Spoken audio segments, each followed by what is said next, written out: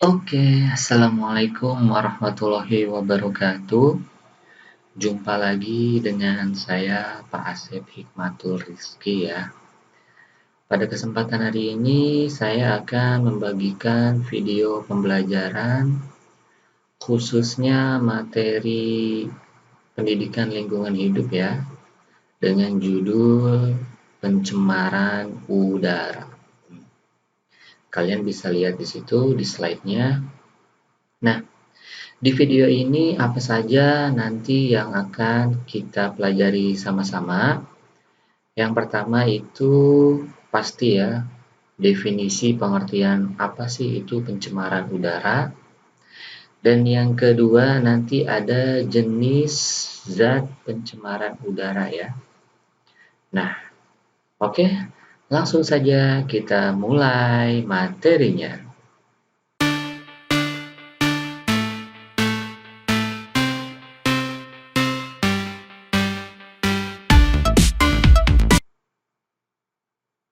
Tada! Dalam bab ini, ya, kita akan diuraikan tentang pengertian pencemaran udara. Selanjutnya, juga akan diuraikan bagaimana mengidentifikasi sumber pencemaran udara dan jenis zat pencemarannya. Selain itu, ya, kita juga akan menjelaskan bahwa pencemaran udara dapat timbul karena suara dan bau. Dalam bab ini juga ya diuraikan tentang gangguan kesehatan yang ditimbulkan karena pencemaran yang disebabkan oleh suara atau kebisingan dan bau ya. Nah, udara juga mempunyai peran penting di dalam kehidupan. Udara merupakan campuran beberapa gas dan partikel yang sangat dibutuhkan oleh makhluk hidup. Dalam udara terdapat gas oksigen yang digunakan. Nah, saya jelasin sedikit dulu ya. Berarti secara tidak langsung ya, ke dalamnya nanti selain pengertian dari pencemaran udara, di sini juga kalian bisa lihat kita akan mempelajari tentang jenis zat pencemarannya. Kalau di sini banyak sekali ya jenis-jenis zat pencemarannya. Nanti insya Allah akan disebutkan di slide-slide berikutnya ya. Nah, ini adalah pengertian dari pencemaran udara. Disimak baik-baik, ditulis baik-baik ya, biar kalian tahu.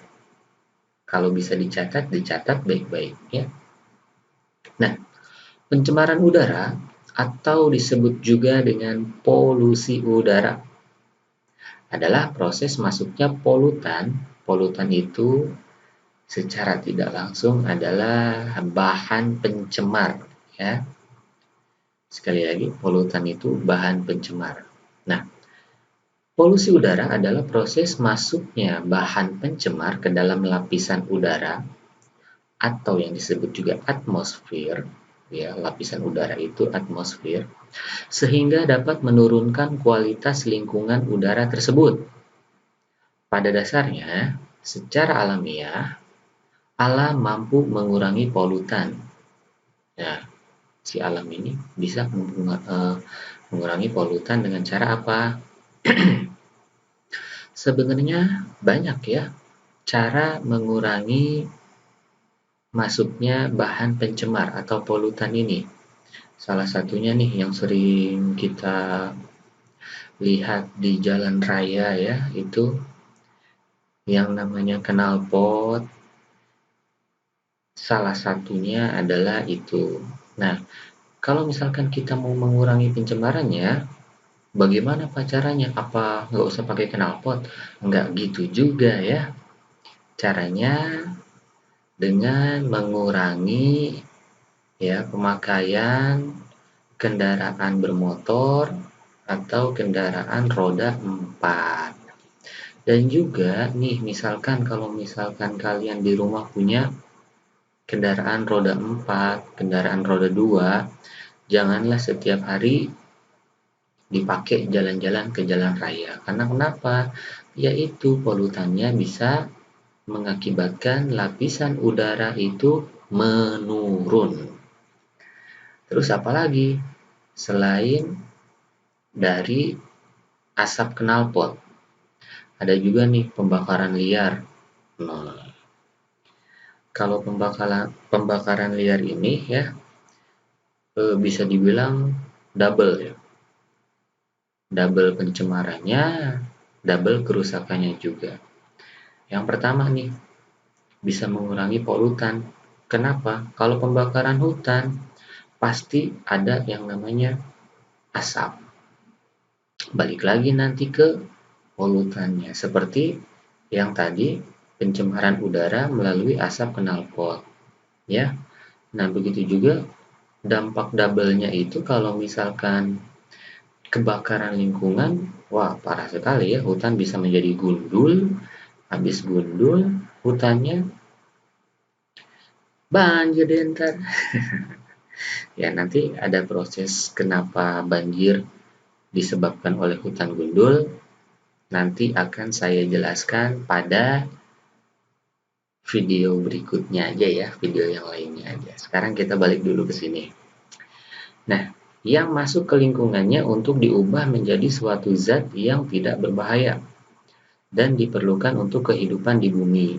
Namun, apabila jumlah zat polutan yang masuk ke dalam lingkungan telah melebihi batas normal yang dapat ditolerir oleh lingkungan, maka terjadilah peristiwa yang disebut dengan pencemaran. Konsentrasi polutan yang masuk ke lingkungan sudah tidak sebanding lagi dengan laju proses penguraiannya, sehingga menyebabkan terjadinya pencemaran. Nah, kalau kemarin kan minggu lalu kalian udah mempelajari tentang pencemaran air ya. Ada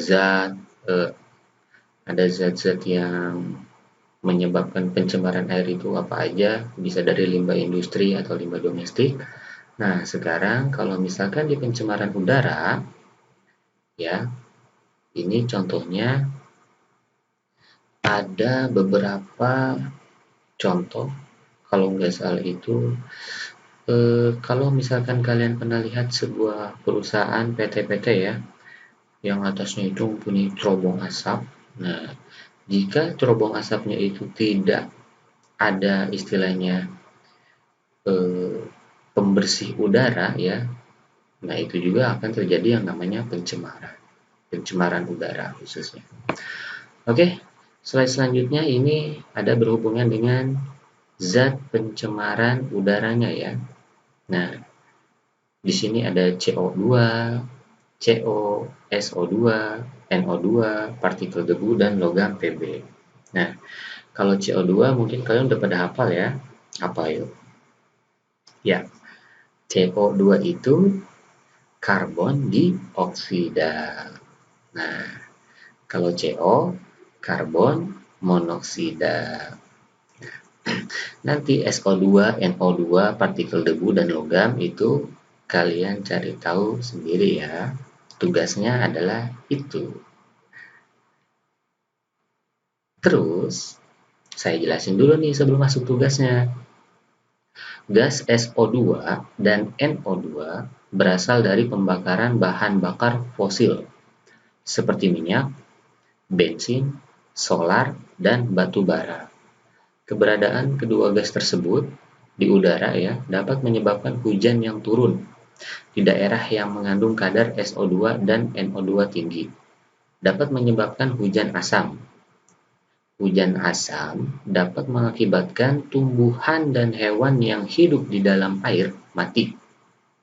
Besi dan logam mudah berkarat, dan bangunan kuno seperti candi ya menjadi cepat rusak. Selain itu, kadar SO2 yang tinggi dapat menyebabkan gangguan pada pertumbuhan tanaman, seperti menguningnya daun dan kerdilnya tanaman. Oke. Nah, di sini juga ada pembahasan tentang partikel debu.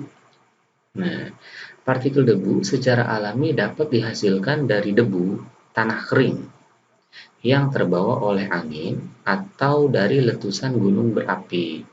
Partikel debu dapat berada di udara melayang-layang dalam waktu yang relatif lama, sehingga dapat masuk ke dalam tubuh manusia melalui saluran pernafasan. Partikel debu dapat mengandung berbagai senyawa kimia dan mempunyai ukuran yang berbeda tergantung dari sumber emisinya. Nah, saya ada cerita sedikit nih ya mengenai tentang partikel debu.